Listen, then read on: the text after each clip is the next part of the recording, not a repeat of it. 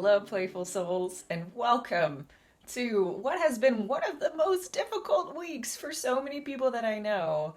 Man, it is just raining down with the experience of the universe, which a teacher of mine calls interesting evolutionary experiences.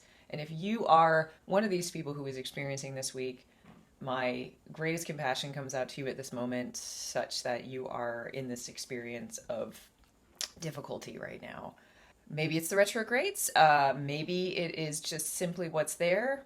I know people who have been experiencing a lot of nausea, a lot of very vivid dream states, a lot of experience of being tired even when you wake up, headaches, lordy, the list goes on. And, you know, whether that is due to what some people call ascension symptoms, which are all about, okay, our earth is changing its resonance and therefore we're experiencing the byproducts of that, or if it's simply because there is something that is going on astrologically, there's something that is going on in our world right now. My greatest sympathy to you. I understand it as well. Also, it's interesting because I think that in this week of September 10th through the 17th or the 16th, we have this opportunity here to like really take care of ourselves. For the last 2 or 3 weeks, whenever we've been doing any of these readings for the last weeks of August and the beginning weeks of September, we've seen that there's been this very divine feminine influence. Like it is really in this space of wanting us to actually be able to be present and in inspiration and creativity. And I think that that's designed, if you wanted to say that, to help us with these symptoms, with the experience of the world, because the more that we address and create the systems for processing things in our bodies, for allowing the natural flow of energy to go through it, the better off we are when it comes to difficult situations. The way that I compare it is like this: is imagine that you are in the hurricane and you are the hurricane. You're the eye and you're the winds. And right now, our awareness of life is very much so as if we're in the wall and the winds and the bands of the hurricane, right? It's like hurricane season. It's got a lot of feeling around that. And in many ways, when we do the work that allows us to see creativity as a method for helping us process, or if we're being very, very intentional about like what it is that we're doing to make sure that we are living in a balanced ecosystem, a balanced, like our sacred ecosystem is balanced. We have that mental that's doing its job but not doing too much of its job, and we have the emotional that's running. It's not stagnating into depression, or it's not trying desperately to get our attention in any other way. Like when we have that understanding of that balance that happens in our sacred ecosystem, that's when we have an opportunity to see everything as it is. We can be both the interior, that eye of the storm, as well as whatever is in the walls and whatever is beyond, in terms of understanding that the churn of life and the churn of the winds is the experience of being human, and yet at the middle we are this divine stillness. So being aware that we're both, and if we need to go into the refuge of being our divine selves, while still observing the experience of being the winds, as opposed to feeling like you're standing in the middle of the winds and you're getting knocked down. Like that's a really good place to go when you're going through some difficulty. So I wanted to say that because I think that that is very pertinent right now for the vast majority of the people that I work with, and it is not necessarily something that you need to experience right now or to have a better way of doing it. um, better better a better way of doing it. We are going to be doing our readings this week from the Wild Unknown Tarot deck. This is a really interesting one. It's by Kim Kranz, and I have to say, there's a card in here that like is so obviously the experience of an entity attachment. Uh, it's it's very on the nose. Let's just say that energetically, it's very on the nose. This deck, which is good because that's a very good for a beginner tarot deck, and that's exactly what this is. So. I recommend it for anybody who's wanting to actually get into tarot. We've been doing a lot of oracle decks recently, so if you are specifically into wanting to learn how to do tarot, this is like a really good one because it feels simple in its explanations and they are consistent. So here we go. We are going to be doing the 10th through the 16th. So the Four of Cups is what we have for September 10th through 12th. This is a really interesting card because what we see in this card is the Four of Cups is a warning to us to not take a situation for granted.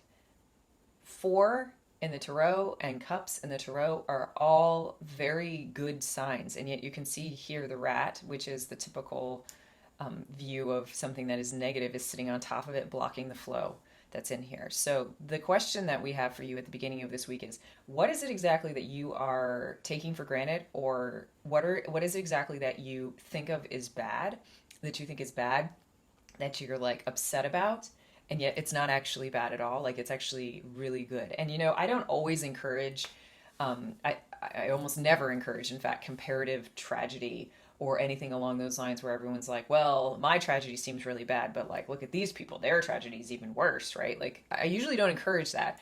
But in some cases, it can be a useful understanding for gaining perspective, especially if you've fallen into that victim mindset. If you've fallen into the mindset which says, oh, everything's so difficult, I'm so, it's like, very similar to what happened with the Maui disasters a couple weeks ago when, there were people who went on holiday and they were like, our flight was delayed and blah, blah, blah, blah, blah. And they got a lot of flack because there wasn't an understanding of what was going on that was so much worse on the ground.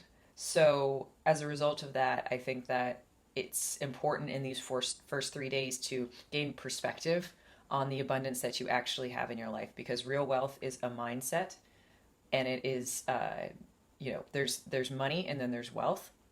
Wealth in this case is a mindset that says, I actually appreciate what I have, which is understanding the abundance of the Four of Cups without the kind of greed and discontent. All right, next in the week, we have the 13th and 14th of September. Wow, we're getting a lot of cups this week. This is the Nine of Cups. The Nine of Cups is a fascinating card because it feels as if it is almost 10. It's like almost there. And as you can see here, we have this experience of the Nine of Cups, and it has a traditional explanation, but what is coming through really strongly right now is this understanding that on the Wednesday and Thursday, y'all's job, our job, my job, is to understand that you are not meant to do everything. There is an aspect of this which is the goddess, right? So if you look, that the moon in this image is taking up the 10th spot, which is what pulls us into completion.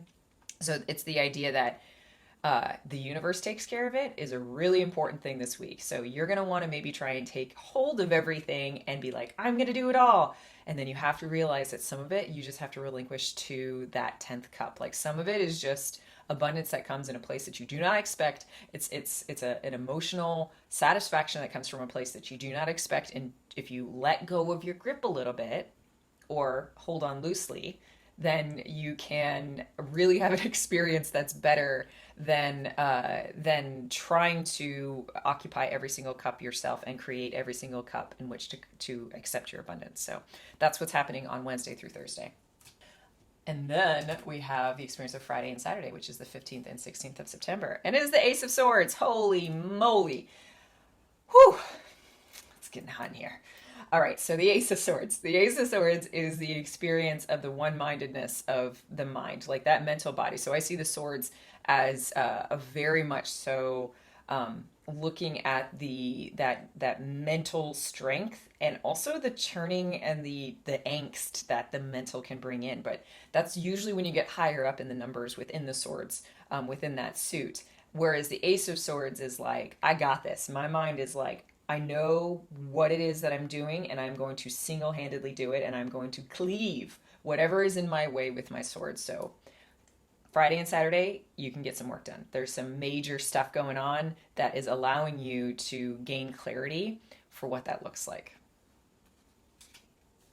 And let me just check. All right, so Lordy, it makes perfect sense. We are leaving Mercury retrograde on the 14th. So therefore, even though we're still going to be in its shadow, we're 15th and 16th, we're coming out of Mercury retrograde, y'all. You can actually get some stuff done. So cleave it, get some shit done. All right. And here's the reading for the entire week. It is the Four of Wands. The Four of Wands is a card of completion. So for the entire week, of the 10th through the 16th, there's a card of completion. And you know what?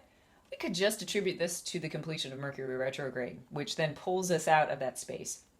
And I want to say something interesting because, I think the completion that we experience spiritually as a result of a retrograde going away, because transits are here to evoke change and give us different access to different parts of us that are oftentimes hidden. And this can be difficult.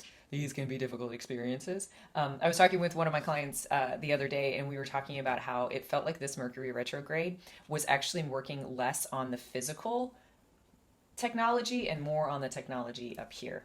I know a lot of people who I mentioned at the beginning of this reading who were experiencing lots of memory issues, were experiencing other things along those lines.